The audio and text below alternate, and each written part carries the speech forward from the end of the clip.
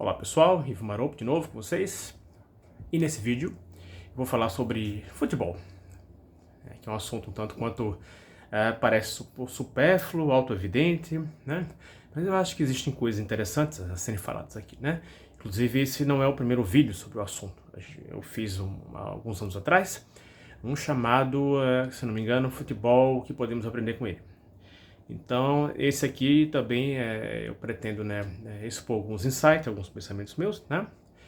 E embora a premissa possa parecer óbvia, o desenvolvimento dela, a extensão, ao menos creio eu, não o é, tá? Bom, o vídeo vai ser focado mais em dois times, né? Flamengo e Palmeiras. Eu sou palmeirense, tá? Mas nem por isso sou. Eu gosto de passar pano, ninguém pode me acusar de passar panismo, de colocar panos quentes, né? Se existe uma coisa que o palmeirense não é passar panista, né? Inclusive a expressão turma do amendoim foi mais ou menos inventada pelos palmeirenses, ou pelo menos uma ala dos palmeirenses, tá? Então não é à toa.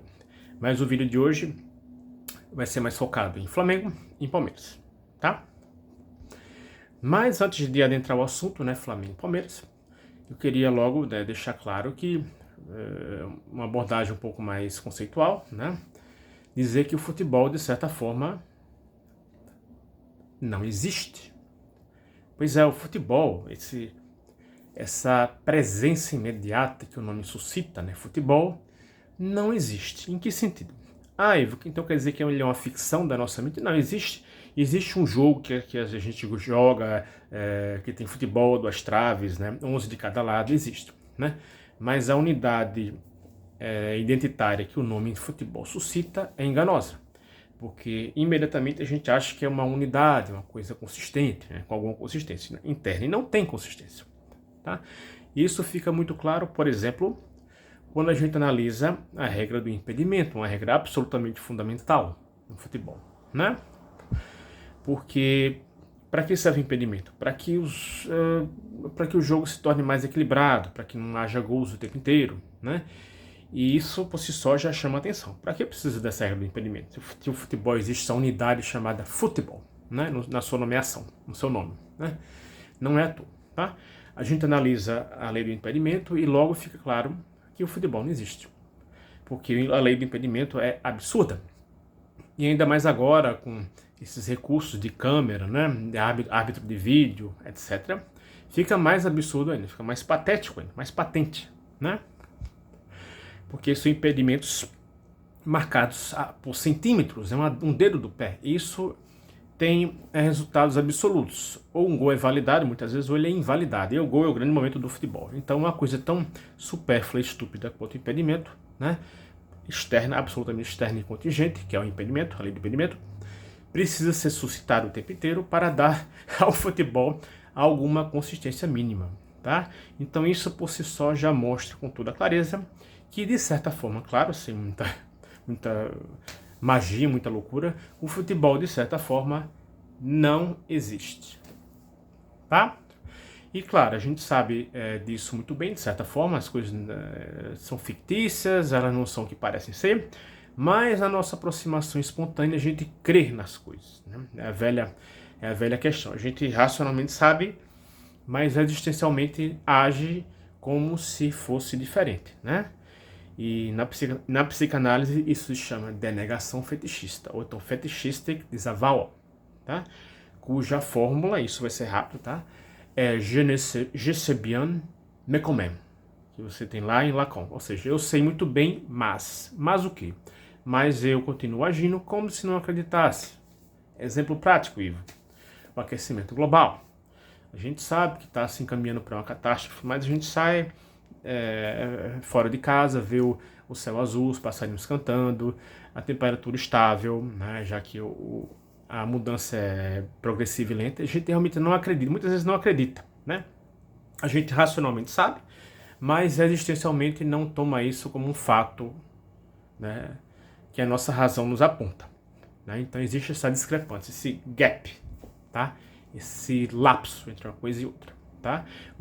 Entre o que a gente sabe racionalmente e o que a gente aceita existencialmente, digamos assim, tá? Isso acontece muito. E no futebol tem isso também, né?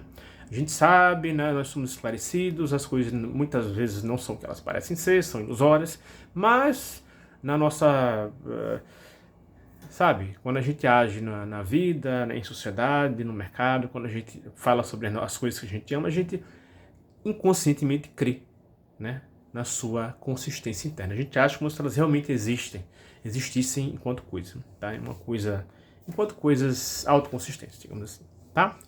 Então, este ponto afora, vamos adentrar na questão Flamengo e Palmeiras, né? Bom, se tem um eixo norteador, digamos assim, da conversa em relação ao Flamengo, pelo menos no meu caso, vai ser, claro, a questão do Jorge Jesus, do JJ, né?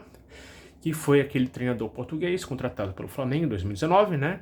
E que saiu, se não me engano, nos primeiros meses de 2020, né? Mas que deixou saudades arrebatadoras, né? Todo treinador que aparece no Flamengo, depois dele, né? É o sarrafo colocado por Jorge Jesus, que serve de régua. É uma régua que, por definição, é, de certa forma, inatingível, né? Intransponível, inatingível, né? E eu acho que existe um fantasma do Jorge Jesus no Flamengo, até hoje, tá? Basta se perguntar quantos treinadores passaram pelo Flamengo desde 2020, desde a saída do Jorge Jesus. Foram vários, né? E existem coisas muito sintomáticas, que as pessoas, detalhes muito reveladores, que as pessoas muitas vezes não se dão conta a respeito, né? Que eu acho que uma sensibilidade filosófica, que eu uso, né, em filosofia, em conceito puro, etc., pode ser utilizado também, até mesmo no futebol, uma coisa tão trivial como futebol, pelo menos aparentemente, né? Em que sentido? Porque o fantasma do Jorge Jesus é tão aparente, embora alguns flamenguistas neguem isso, tentem racionalizar de uma outra forma. Por quê? Apenas pensem no Renato Gaúcho, quando o Renato Gaúcho foi treinador do Flamengo. Lembrando que ele chegou na final da Libertadores. E eu lembro muito bem que naquela época existia uma conversa, né, entre vários torcedores, de que a demissão de Renato Gaúcho estava certa, até mesmo após a Libertadores, a conquista da Libertadores. Ou seja, ele perdendo ou ganhando, a ideia é que ele seria demitido. Sim, mesmo depois de ganhar a competição mais desejada da América, né, muitos torcedores estavam pedindo a cabeça do Renato Gaúcho, né? E isso só faz algum sentido no cenário pós Jorge Jesus, porque antes de 2019 o Flamengo ele patinava, né? Ele ganhava talvez um campeonato, um brasileiro, talvez quando muito, né? Mas era basicamente um carioquinha, né? Sei lá, Taça Guanabara, entendeu? Nem campeonato brasileiro ganhava direito, né? E agora, basicamente, se o Flamengo não for uma hegemonia todos os anos, não é bom o suficiente. Não é Jorge Jesus o suficiente, né? Porque ele, num brevíssimo espaço de tempo, se não me falha, ganhou 5 títulos pelo Flamengo. Dentre os quais, um Brasileirão e uma Copa Libertadores, né? Que é o grande desejo de qualquer torcedor. E, claro, existia uma discrepância de tempo mínima entre uma coisa e outra. Num dia ele foi campeão, acho que foi da Libertadores, e pouquíssimos dias depois, campeão do Campeonato Brasileiro, porque as datas bateram. Então ficou ainda mais a sensação, né, pro flamenguista de que ele estava vendo a promessa que ele sempre sonhou do Flamengo. Foi basicamente um canto da sereia, um encantador canto da sereia, Jorge Jesus, tá? Do qual o torcedor médio do Flamengo, boa parte pelo menos, não todos, mas boa parte, não abre mão de jeito nenhum, mesmo inconscientemente, tá? Isso levou as expectativas de tal maneira que, como eu já falei, o torcedor do Flamengo médio, quer ele esteja ciente ou não, conscientemente ciente ou não, virou parâmetro para ele. Ele quer ser uma hegemonia. Esse papo de que o que eles querem é um Flamengo competitivo, que compete em todas, que é competitivo em todas as competições, que está ali sempre no balaio dos grandes times, isso é uma conversa, pessoal. A procura é por hegemonia, né? O flamenguista hoje em dia quer a cabeça do treinador se ele ganhar somente 2 títulos no ano, né?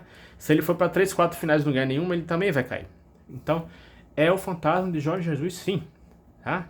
Que está assombrando e demitindo técnicos com uma expectativa absolutamente surreal de hegemonia. Não é de competitividade, está entre no grupo de cima, chegar em semifinais, finais, né? É chegar na final e ganhar em quase todas, tá? Senão não presta. Senão não é Jorge Jesus o suficiente. Senão não é Jorge Jesus o suficiente, tá? Aí você pode dizer assim, não, mas Ivo, a gente não pode inferir isso a partir só desse episódio do Renato Gaúcho. Ah, ok. Mas e Dorival Júnior? O que explica a demissão de Dorival Júnior após conquistar, se não me falhe, Copa do Brasil e Libertadores da América? Duas das competições mais desejadas, né? Sendo a primeira Copa do Libertadores da América. Como é que ele foi demitido? Aí você pode dizer assim, não, foi um jogo interno, político, louco capricho, qualquer coisa. Não, eu acho que o cálculo que a diretoria do Flamengo fez é um reflexo também do torcedor médio do Flamengo. Porque eles pensaram que, sejam sinceros, qual foi a ideia implícita? Se o Flamengo já ganha títulos tão importantes um atrás do outro, com alguém como o Dorival Júnior, né, que não é nenhum bam fetichizado lá de Portugal, né, que dirá com alguém como Vitor Pereira, um técnico português, né, que parecia ser o próximo Jorge Jesus, né? Eles devem ter pensado assim, se o Corinthians, que é um time tão limitado, chegou numa final com o Flamengo e foi para os pênaltis, né, com o Vitor Pereira, que também era português, que é português, assim como Jorge Jesus, que dirá o Flamengo, né, o bilionário clube multi-estrelado, né, com seu elenco, né? Tanto é que eu estava vendo, né, há um tempo atrás, né, voltei no tempo, vi os comentários e corrija se eu estiver enganado. Mas eu realmente acho que os flamenguistas não estavam reclamando quando o Dorival Júnior foi demitido, né? Porque, principalmente com a perspectiva de ganharem o Vitor Pereira, tá? As reclamações começaram quando o Vitor Pereira se demonstrou um fracasso. Aí elas aumentaram, né? Aí elas aumentaram o seu volume. Mas até então não. Então eu realmente acho, quando a gente analisa, que a demissão do Dorival Júnior foi um resultado do fantasma de Jorge Jesus em direção a uma hegemonia desejada. E que existia uma simbiose, tá? Uma simbiose entre torcedor e diretoria. A diretoria fez o que o torcedor queria e o torcedor se viu refletido na diretoria, na sua decisão de demitir Dorival Júnior. Então eu não caio nessa de forma alguma, sabe, eu acho que é indevido. Eu acho que a diretoria agiu em reflexo ao seu torcedor médio, que estava fazendo um cálculo nesse sentido, quer ele admita ou não. Se já era incrível com o fraco, entre aspas, Dorival Júnior, que dirá com o Bambambam de Portugal, a lá Jorge Jesus. Então a ideia é, vamos pegar o Vitor Pereira do Corinthians, que ele vai nos tornar uma hegemonia, e a gente vai reviver aquele maravilhoso Canto da Sereia, que foi o 2009 com o Jorge Jesus. Então eu realmente acho que existe uma cumplicidade, né, nessa foitice, nessa sede por hegemonia despertada pelo fantasma de Jorge Jesus entre a diretoria do Flamengo e o seu torcedor médio, pelo menos boa parte dele. Eu realmente acho, tá? E que as críticas à diretoria são hipócritas nesse sentido. Elas não estão cientes do seu próprio inconsciente, tá? Dos torcedores, tá? Então, bom, falando um pouco agora do Palmeiras, né? Qual foi o grande problema do Palmeiras nos últimos tempos? A falta de contratações, né? Da dona Leila Pereira, da presidente do Palmeiras, né? E ela mesma disse, né, que administra o Palmeiras como ela administra suas empresas, a FAM, Faculdade das Américas, e claro, a Crefisa, né, o Banco para Negativados, né? Então a multibilionária Leila Pereira, né, admitiu já em entrevista que administra o Palmeiras tal qual suas empresas. E você acha que ela fará, se ela realmente administra tal qual suas empresas, investimentos no Palmeiras quando ele estiver ganhando? Não. Né? Ela só fará algum investimento mais drástico quando a conta começar a bater na porta. Né? Quando os problemas começarem a bater na porta. Quando o Palmeiras parar de ganhar. Então ela foi colocando nas costas de Abel Ferreira, né, o treinador, isso é muito óbvio, né? ela gostava de dizer que estão mais calmos agora no Instagram. Toda vez que o Palmeiras ganhava um título, após ser muito criticado, o Palmeiras ia e ganhava um título, né, de expressão, e ela ia lá no Instagram, Twitter, qualquer rede social, e digitava assim: eles estão mais calmos agora, né, com toda a ironia do mundo, como quem está acima da torcida e sabe muito bem o que faz, né? A fonte da sabedoria, confia em Leila Pereira, na sua arrogância multibilionária, etc. Tá? Mas aí a gente está começando a ter sinais de que foi um erro, né? A gente precisa investir sim, né? Os nossos adversários estão investindo, né? Inclusive até o São Paulo está investindo, né? E para uma Copa do Brasil, não é totalmente à toa, né? Então a gente precisa investir também. Não adianta ficar achando que o Abel Ferreira vai ficar tirando coelhos da cartola o tempo inteiro, fazendo mágicas, né? De onde parece improvável, fazendo impossível, de novo, de novo, de novo. Uma hora ele cansa, uma hora o time cansa, e a gente vai começar a perder títulos em série. Isso é óbvio, tá? Como o próprio Abel Ferreira disse, o mais difícil é se manter no topo, não é chegar lá. Se manter no topo é que é o grande desafio, tá? Até times médios podem acontecer de clicar, né, por uma série de razões diversas, e chegar a ganhar um título, mas se manter ganhando títulos de expressão ano após ano é que é o verdadeiro desafio, claro, né? Então permanecer no cume da montanha, uma vez tendo subida, é que é o grande desafio no futebol, né? Então para isso você tem que continuar contratando, tá? Você não pode apenas ficar colocando na conta do Abel Ferreira, tá? Então esse vídeo, né, outra coisa também, essa coisa de que rivalidades são fixas, que rivalidades interestaduais não contam tanto, que Flamengo e Palmeiras jamais contaram como Flamengo e Fluminense, Flamengo e Vasco, Flamengo e Botafogo, ou então como Palmeiras e Corinthians, ou Palmeiras e São Paulo, Palmeiras e Santos. Não é bem assim, tá, pessoal? Às vezes a gente tenta fixar uma coisa, mas ela já aconteceu. E o ponto de vista realmente ingênuo é querer essa fixação. Não, mas não é assim, isso é um engano, é algo forçado, Flamengo e Palmeiras. Não, mas isso acontece, pessoal. É arbitrário realmente. Quando você menos vê, já existe uma grande rivalidade entre os dois. Não dá para controlar isso, né? E esse retorno ao passado, a autenticidade da rivalidade, que não é entre Flamengo e Palmeiras. Esse é o ponto verdadeiramente inautêntico da história, né?